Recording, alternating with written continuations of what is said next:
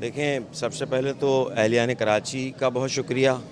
arts council of Pakistan کا، president arts council محمد احمد شاہ صاحب کا بہت شکریہ کہ اتنا شاندار کھیل جو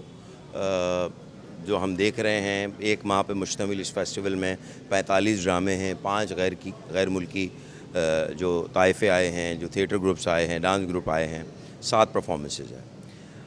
آپ کو میں بتاؤں کہ بجلی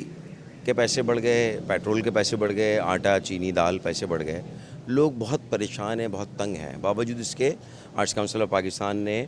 اور پریزیڈنٹ آرٹس کونسل نے یہ جو لوگوں کے اندر جو غم و غصہ ہے اس کو کم کرنے کے لیے اتنی زبردست ایک ایکٹیویٹی جو کہ 1 ماہ